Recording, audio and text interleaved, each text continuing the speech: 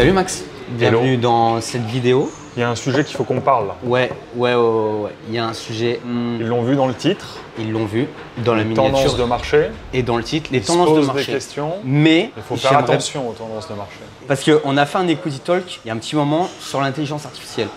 On a plus de recul maintenant sur ce qui s'est fait. On a plein de trucs à dire. Mais j'aimerais bien que tu nous dises, est-ce que finalement, l'intelligence artificielle en start-up du moins, a pas fait un petit peu une crypto-monnaie, comme on pourrait dire? Ouais. Déjà, il faut comprendre une mécanique. Quand on parle de tendances de marché, on regarde où est-ce que va l'argent. Et donc, c'est où est-ce qu'il y a les tendances de marché de par les consommateurs, c'est-à-dire où est-ce que les consommateurs investissent leur argent ou achètent des choses. Et de l'autre côté, c'est où est-ce que les financiers investissent justement de l'argent. Et là, on détermine des tendances de marché. Derrière ces tendances de marché-là, ce qu'il faut comprendre, c'est que plus on active une tendance de marché, plus il va y avoir une multiplication des acteurs. Et plus il y a une multiplication des acteurs, plus il y a une régulation du marché qui se fait parce qu'il y a des déchets qui viennent. Donc, on l'a vu, on en a parlé dans le dernier Equity Talk que je vous encourage à regarder sur l'intelligence artificielle. Justement, tu as une multiplication de startups qui s'est fait dans l'IA, dans la deep tech, dans ces boîtes-là, parce que quand tu regardes les datas, les fonds n'ont jamais autant investi là-dedans. Et donc, tu as des gens qui vont venir avec des idées de modèles SaaS en IA, etc. Et qui vont prendre justement ces tendances de marché-là et aller ensuite pouvoir investir dans les boîtes, etc. Et donc là où beaucoup de fonds se trompent parce qu'il y a une telle multiplication des acteurs, une telle multiplication du côté très séducteur en fait de ces marchés-là, qui fait que derrière, il y a un écrémage qui se fait. Et quand tu regardes les datas, tu te rends compte que oui, c'est les marchés deep tech, fintech, IA, c'est les marchés où ils investissent le plus, mais derrière, c'est aussi les marchés où il y a le plus de casse. Derrière sur ce qui est fait. Est-ce que tu penses que des boîtes qui ont de l'intelligence artificielle, est-ce que celles qui lèvent de l'argent et qui durent dans le temps sont pas celles qui viennent calquer tu vas me comprendre, une intelligence artificielle sur leur modèle existant? Est-ce que c'est pas celle-là, encore une fois comme pour la crypto-monnaie, enfin toute la blockchain qu'on a eue, est-ce que c'est pas, tu vois ce que je veux dire, la différence entre une boîte qui fait que de l'IA, qui développe vraiment un nouveau produit, ou une société qui a déjà un produit qui marche et qui vient calquer une branche d'intelligence artificielle? En fait, c'est que tu as déjà des business models éprouvés. Tu as déjà des marchés éprouvés sur ce que tu fais et derrière tout marché éprouvé, tu as une constante évolution des besoins de ce marché qui peut être assouvi par d'autres outils. Donc c'est soit en fait tu vas complémenter et améliorer le delivery ou l'expérience de par une nouvelle technologie, ou alors de l'autre, tu fais ta technologie le moteur de ton développement. Il y en a un, c'est ça. Le moteur de son développement n'est pas la technologie, n'est qu'un outil d'optimisation des processus, du UX, de délivrabilité, d'expérience client, etc. Mais de l'autre, c'est son moteur numéro un et vecteur de génération de cash, de valorisation, etc. Et donc, en fait, dans le milieu du business, quand on parle d'innovation, il y a deux types d'innovation. Il y a l'innovation technologique et il y a l'innovation stratégique. Et donc, c'est beaucoup plus dur de partir vers une innovation stratégique, là où la plupart des startups aujourd'hui en fait partent sur ceux qui créent dans la deep tech, surtout de l'innovation stratégique. Très dur d'aller déterminer en fait ces boîtes-là dans l'innovation technologique qui vont pouvoir performer parce qu'elles vont révolutionner des marchés là où il n'y a jamais eu d'IA ou jamais eu de choses. Et donc c'est un pari. Et de l'autre, on a des boîtes qui tournent déjà, mais qui derrière implémentent une innovation stratégique parmi des besoins déjà existants, etc. Je prends l'exemple, je sais pas, d'une boîte qui peut faire du SEO avec des experts SEO qui vont créer des articles, créer des machins, etc.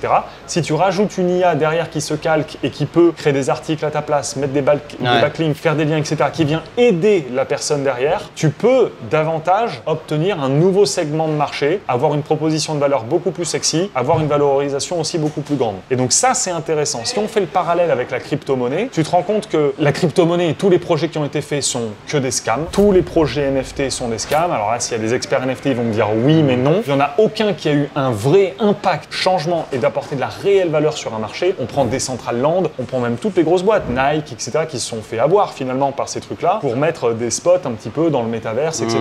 Attention, c'est peut-être trop early. Mais dans ces cas-là, si c'est trop early, on en fait un process d'éducation. On n'en fait pas un business. On éduque à la place de pouvoir vendre quelque chose où on va dire que le business est déjà mature. Et donc l'idée, en fait, c'est de pouvoir, comme la crypto, le Web3, les NFT, le métaverse, de se dire, ok, comment en fait le Web3 ne peut pas forcément être que au service du Web3, mais comment on peut faire du Web3 to Web2. Et là, par exemple, je sais pas, un site e-commerce, j'invente Amazon, qui d'un coup fait des paiements avec un wallet crypto. Wallet, etc. Et donc là, connexion de wallet, tout à ça. Mais où tu vas pas développer ta techno de wallet en vendant des tokens, en faisant une économie, en vendant des NFT sur un projet derrière. Tu lèves des fonds comme un projet classique de levée de fonds, tu essayes de vendre des préventes, tu essayes de faire de l'argent et tu l'implémentes ensuite dans ta technologie de ce que tu peux faire, etc. Plein de fonds se sont fait avoir en Web3 sur les trucs et la plupart des projets Web3 se sont pété la gueule. Peut-être pas qu'on est les plus avancés dans ce domaine-là, ouais, bien sûr, mais je n'ai pas aujourd'hui, j'ai aucun projet NFT en tête qui a eu un vrai impact dans notre monde-là Web2. Qu'on utilise, Qui a un truc, qui est les machins. T'en as avec la blockchain sur les trucs sécurisés, t'as des hôpitaux qui les utilisent, du transfert, mais blockchain et NFT, rien à voir. C'est comme si tu me disais vidéo YouTube et Internet. Oui, Internet permet d'héberger une vidéo YouTube, comme un NFT permet d'héberger une blockchain, faire passer, mais deux technos radicalement différentes, deux outils différents. Donc c'est vraiment ça l'idée pour moi dans les tendances de marché, c'est que les boîtes doivent aujourd'hui, la technologie, pouvoir s'implémenter dans les modes de fonctionnement qu'on a déjà au préalable aujourd'hui. Là, j'ai eu une startup il y a 3 jours, là, tu sais, je t'en ai parlé, qui développe, moi je peux pas en parler parce qu'on est sous clause, mais qui développe un SaaS commun, que tout le monde connaît, dans une technologie particulière, mais ils ont rajouté une branche IA, une algo, etc.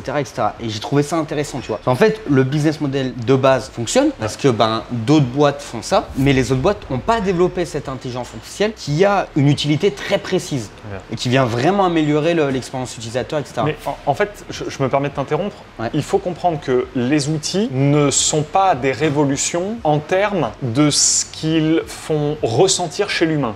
Qu'est-ce que je veux dire par là? C'est qu'aujourd'hui, l'IA, quels sont les deux plus gros bénéfices que l'IA va apporter dans nos sociétés? Psychologiquement, le bénéfice psychologique ou le bénéfice émotionnel qu'on va avoir. Ils sont que deux. Plus de rapidité avec moins d'efforts et de sacrifices. Ouais, ça va gain de temps et c'est-à-dire que les outils créés sont uniquement là pour répondre à des besoins humains qu'on a, d'avoir les choses plus vite et en faisant le moins d'efforts et le moins de sacrifices. Et donc finalement, en fait, c'est vraiment une équation où tu as d'un côté ce que les gens désirent, l'outil pour pouvoir y arriver, et en dessous, le temps nécessaire pour y arriver et les efforts et les sacrifices que ça va demander. Si tu arrives sur là où je veux aller et avec le véhicule de comment je veux y aller, à me faire réduire mon temps, mes efforts, mon sacrifice, d'arriver à ce que je veux, c'est ça le grand objectif de l'IA. C'est de pouvoir aider l'humain à pouvoir faire moins de choses plus rapidement. Et donc en fait, quand tu veux créer des outils que tu implémentes sur un marché, pense toujours à quel degré ça va rendre ce que veut l'audience, etc., plus rapide, avec moins d'efforts et de sacrifices possibles. Ok. Donc ouais, du coup, pour revenir aux tendances de marché, je pense intelligence artificielle dans la deep tech, tout ça, c'est vraiment en prenant un business de base qui fonctionne et tu viens rajouter une branche. Ça, pour moi, c'est deal win, on va dire. Maintenant, développer une technologie uniquement IA, ça peut être deal win, mais je vois plus compliqué à l'heure où on tourne cette vidéo. Maintenant, ça peut changer. Ou alors, il faut des fonds. Si tu veux, le mec qui crée une vraie innovation technologique sur un marché, c'est pas l'entrepreneur qui a pas de thunes. C'est un ChatGPT, quoi, tu vois, c'est le truc, il faut des fonds, quoi, tu vois. Exactement. Donc, ce niveau-là de barrière à l'entrée est tellement haute et tu as beaucoup de start-upers qui se trompent avec des idées révolutionnaires sur un marché, mais où les mecs ne savent pas faire d'argent, n'ont pas d'argent sur leur compte. Ils vont dans un segment de développement de start-up où finalement ils vont devoir lever des fonds pour de la R&D à 1, 2, 3, 4 millions pour pouvoir faire ce qu'ils veulent.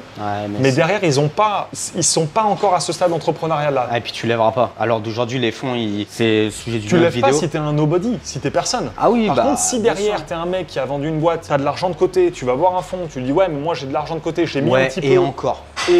Maintenant, ils veulent vraiment quand même une boîte qui tourne un minimum. Connu, tu vois. Ils veulent des KPI, ils veulent des trucs. Oui, c'était connu au stade d'Elon Musk ou un gros entrepreneur qui a une grosse notoriété, etc. Le mec qui a vendu sa boîte 3 millions, ou alors t'as mis toi de l'oseille dans la boîte. T'as mis 1 million dans la boîte, là ils vont te suivre. T'as mis 10 000 euros et tu fais 5 000 euros par mois, ils vont pas te suivre. Donc voilà, j'aimerais bien qu'on parle un petit peu EdTech là, parce qu'on en a beaucoup parlé. Et ça donne quoi un petit peu là en ce moment l'EdTech? En fait, l'EdTech, pour préciser aussi ce que c'est une EdTech, c'est l'Education Tech, c'est-à-dire c'est des technos tirés sur l'éducation. L'éducation, c'est l'éducation informationnelle, voire même de l'éducation divertissante sur ce qu'on peut avoir sur les formats. Et donc l'EdTech est en plein essor parce que finalement tu te rends compte que dans notre société, il n'y a pas si longtemps, les seuls modèles éducatifs étaient l'école. Et aujourd'hui, tu te rends compte qu'il y a une multiplication de l'information qui se fait, il y a une multiplication des systèmes d'autodidactes qui se développent Et finalement, où l'Eldorado de nos parents / grands-parents, c'était avoir son bac, faire des études. Sauf que maintenant, tu te rends compte qu'un gamin de 15 ans qui suit une formation en ligne, qui commence à développer du no-code, peut travailler pour un gros groupe derrière et qui vont pas regarder son diplôme. Et donc, en fait, tu as ce développement de l'infoprenariat, ce qu'on peut trouver sous une forme aussi dans notre monde à nous, là où on est né. Mais tu as aussi, avec l'EdTech, c'est cette technologie qui va pouvoir faciliter un peu une masse entière de personnes. Donc, ouais, il y a un vrai essor sur l'EdTech. Moi, je trouve que ça a fait un gros boom et ça baisse un peu de l'aile, tu vois. Tu vois, quand tu dis ça, je pense à un truc directement où, en fait, l'EdTech, c'est un peu comme le marketing. Ça veut tout et rien dire. Pour moi, l'EdTech, tu peux faire de l'assistanat. Demain, quand tu vas avoir des robots connectés avec de l'intelligence artificielle qui vont pouvoir te guider et t'orienter vers toutes les informations que tu as besoin, je le mets dans l'EdTech. Parce que c'est, tu vas avoir besoin d'éducation, donc moi, je mets aussi les process d'assistanat. Par contre, si c'est développer une plateforme, faire des cours en ligne pour des enfants, pour des trucs, c'est moins sexy, tu vois, qu'avant. Donc, en fait, il faut spécifier son domaine de la EdTech, mais toujours pareil. Tu coupes deux tech, en fait, ce que tu veux dire. Tu fais de l'EdTech et deep tech. Sur des formats comme ça où tu peux mélanger les choses. Ça, c'est intéressant, tu vois, parce que je pense que de plus en plus, ça va être un cumul de deux technologies qui vont marcher. L'EdTech pure, comme tu disais, plateforme de cours en ligne, de trucs de machin. EdTech, c'est l'éducation, sauf que l'éducation peut être prise sur différentes formes, en fait. Et donc, tu peux avoir de l'éducation de divertissement, tu peux avoir de l'éducation d'échange. C'est-à-dire que tu vois, l'éducation, quand tu pars faire un voyage et que derrière tu participes à, je sais pas, un guide qui te partage quelque chose, c'est de l'éducation. Donc demain, si tu transformes ce guide en une IA en fait qui va t'expliquer avec un robot qui vient avec toi, bon là on est dans iRobot et on est dans 30 ans, mais tu coupes là-dessus. Donc c'est aussi prendre le point de vue de ces futurs start-upers, entrepreneurs pour créer vraiment un truc, technologie pour pouvoir se vendre. Parce que finalement, c'est aussi penser à qu'est-ce que veut le marché. Tu développes une tech, mais qui va te la racheter? Qu'est-ce qu'ils vont racheter? Et finalement, tu te rends compte qu'ils rachetaient toujours la même chose. Une base de données avec un chiffre d'affaires et une vision de développement que tu peux avoir. Donc finalement, derrière que tu aies une techno IA mis dessus, c'est la cerise sur le gâteau qui va te faire développer ta valorisation sur le truc. Mais aujourd'hui, tu as des boîtes d'éducation qui se vendent sans qu'il y ait d'innovation stratégique ou technologique à l'intérieur. Non, je suis complètement d'accord avec toi. En plus, on n'en a pas parlé en amont, mais pour le coup, on est complètement d'accord. Je pense que se démarquer des autres, tu vois. J'ai l'impression qu'en ce moment, il y a beaucoup de startups qui se montent par rapport aux tendances de marché, tu vois.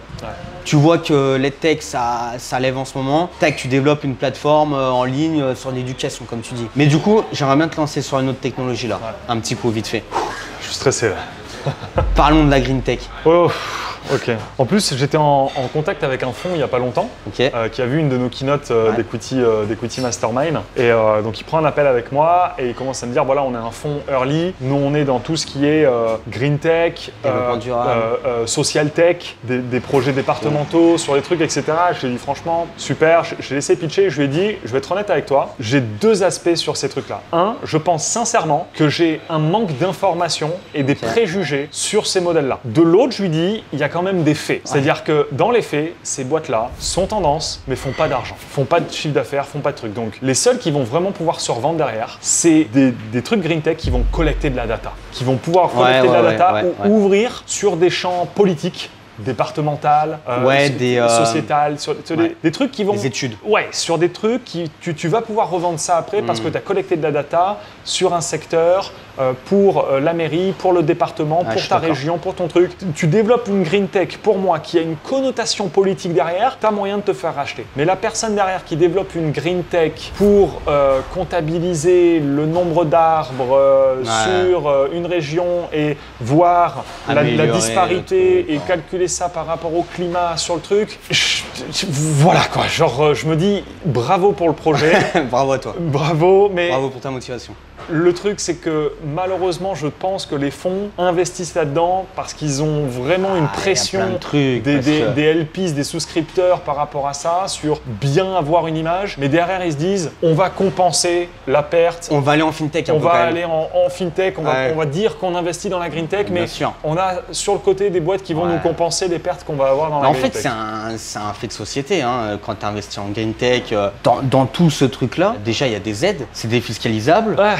On va pas se mentir, bah forcément on y va. Les amis, si vous avez une green tech, si vous développez une green tech, faites-le à fond. Qui est rentable, franchement, envoyez-nous un message.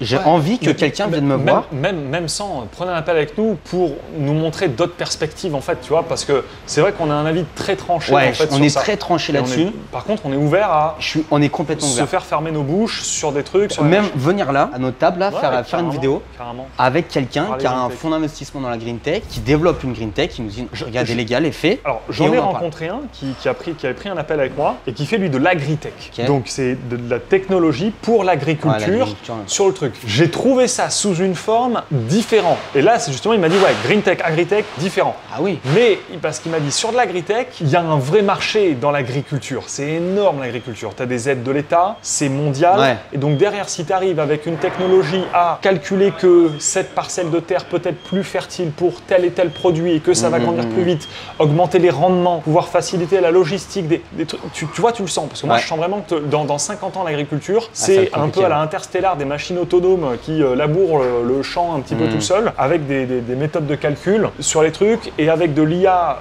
qui peut calculer un peu avec la météo, les trucs qu'il peut y avoir et répartir enfin. Parce que ça, il y a un vrai impact financier sur l'agriculture. Alors que sur des trucs sociaux, tu vois, sociétal, en fait, ça fait pas d'argent, on va pas se mentir. On finance des trucs, on remplit un seau percé en fait. On met de l'oseille, l'État met de l'oseille, les fonds mettent de l'oseille parce que c'est bien vu, tu vois. Dessus, tu dis ouais, j'ai un fonds qui aide dans l'écologie, dans la green tech. Ouais, mais attention, c'est à la même hauteur où il y a une tendance, à la même hauteur où tu as une multiplication de fonds qui se font derrière. Ah oui, donc oui, oui. De plus en plus où tu as de fonds qui font ça, tu vas voir qu'il y a des fonds, green tech, etc., early, qui vont fermer parce que finalement les mecs ils n'arrivent pas à lever des fonds parce que tu as d'un côté, parce que tu as deux manières de lever des fonds. Tu as les institutionnels, pas les dons, mais ce que tu peux avoir de l'État, les trucs, les banques, les bourses, les assurances, BPI. les bourses, etc. Mais quand tu as des particuliers, que tu leur dis venez investir dans des boîtes green tech derrière, les particuliers qui mettent de l'oseille chez toi, ils veulent un retour. Donc derrière, c'est aussi mentir sous une forme, de dire donne-moi de l'argent juste pour avoir un impact. Tu vois, à moins que ça fasse un retour. Moi, je suis pour qu'on nous démonte. Mettez dans les commentaires si vous n'êtes pas d'accord avec nous. Mais les faits, comme tu l'as dit, c'est des faits. Oui, ça lève de l'argent, mais après, plus de nouvelles. Ça, c'est pas qu'on est contre l'écologie. On est très là-dedans et il n'y a pas de souci. Mais juste qu'en fait, à l'heure d'aujourd'hui, on n'arrive pas à sortir des produits ou des technologies qui sont rentables, qui font de l'argent dans ce domaine-là. Et c'est un problème. Je dis pas que. Après, bien sûr, on connaît pas toutes les boîtes et on serait ravis d'avoir un panel de boîtes qui nous montre avec un bilan. Regardez, j'ai créé ma start-up. Qu'on se fasse démonter en direct sur nos amis. Mais et il y a un truc où je veux rebondir aussi dans les tendances et c'est important. Je l'explique souvent. Il y a trois mondes qui nous entourent le monde start-up, le monde web et le monde corporate. Et ce qui est vraiment intéressant quand vous n'êtes pas du monde start-up, que vous êtes du monde corpo ou du monde web, essayez de vous dire comment je peux start-upiser mon business. Parce que finalement, on se rend compte que les plus grosses valorisations se font dans le milieu start-up. Et donc, comment, justement, en reprenant des innovations stratégiques et en les incluant dans nos modèles qu'on a à nous, comment faire pour pouvoir s'ouvrir d'autres champs des possibles. Et donc, on avait pensé à ça pour Equity Mastermind. Comment toi, tu start-upiserais Equity Mastermind? Comment tu fais pour développer une EdTech avec Equity Mastermind? Est-ce qu'il y a de la green tech à faire avec Equity Mastermind? Sur le truc, avec notre modèle, comment tu... Ouais, il y aurait plein de modèles. C'est vrai que nous, on est beaucoup en humain, tu vois, en prestat de service un petit peu, où nous, on donne du temps. Donc, c'est compliqué de start-upiser, comme tu dis, un petit peu de l'humain. Ça peut être un petit peu à la Legal Place, je sais plus c'est quoi, le SaaS légal, là. Un petit peu une legal tech, un petit peu une private equity tech, tu vois, en disant la première plateforme qui développe le business. T'aide, tu vois, il y a un SaaS qui est super intéressant, alors je sais plus comment ça s'appelle, mais en gros pour ta levée de fonds ils font tout. Ils te font Tech Up Table, ils te font tout ton montage BSR, etc. Okay. Et c'est un SaaS. Et ben nous ça serait pareil dans la prise de part. Signer une LOI, ça t'envoie le template, ça te met en contact avec un juriste via le SaaS. C'est finalement la partie accompagnement des membres. Et dès que tu as un deal, on te renvoie sur notre SaaS. Tu le mets dans le truc, tu as une IA qui va pouvoir calculer le bilan de la boîte, les données, je sais pas, des réseaux sociaux que tu as, ou les données que tu trouves sur Google, du cédant, etc. Ça te fait une proposition de deal adéquate. Et ça te crée une différente structure de deal. Donc on en avait parlé un petit peu avant, mais là comme on en parle là, ça peut faire sens. Tu vois. Avoir un truc complet via la checklist qu'on a fait, relier ça à une algo intelligence artificielle qui te dit bah voilà ce deal là, qu'est-ce que tu me proposes le mieux? Mais voire même niveau business. Finalement en fait tu vois que nous on le fait quand tu as un entrepreneur qui vient, un start-upper et qui nous pitch en gros ce qu'il fait. Derrière après tu le coaches, tu le feedback. Ce serait incroyable aussi d'avoir une techno où finalement tu vas expliquer tes problématiques à une personne, donc une IA, et derrière qui va te sortir, non mais ouais mais attends, pour ton truc, tu devrais faire un webinaire, tu devrais mettre ça comme ça. Ah ouais, en stratégie de business complète. En message, tu devrais faire ça. Alors plus poussé de copier ce que tu as dans la tête d'un humain, etc. derrière, tu peux mettre en place des choses. Ah, ça peut être intéressant. En tout cas, cette idée-là, c'était vraiment pour même vous, vous challenger et vous dire comment je peux essayer de start-upiser mon business pour pouvoir le faire avancer et rentrer dans une notion de tendance. Mais faites attention parce que dès que vous rentrez dans une tendance, sachez qu'il y en a 50 comme vous qui vont rentrer aussi pareil dans ces tendances. Et que le but du business, c'est long terme et que finalement, plus vous allez rester longtemps, plus vous allez avoir d'effets cumulés pour pouvoir vous développer. Exactement. Bon, on a fait toutes les techs, enfin toutes les techs non, mais on a fait celles qu'on voulait parler. En tout cas, s'il y en a qui sont dans la green tech, vraiment prenez contact avec nous. Ne venez pas nous menacer N'est pas chez nous. On est pour l'écologie. Voilà. Mais en tout cas, voilà, prenez contact avec nous si vous voulez qu'on vous challenge sur vos startups, sur ce que vous faites, sur votre business, etc. Et on se retrouve encore une fois dans une prochaine vidéo, dans un prochain Equity Talk. Exactement. Ciao les amis.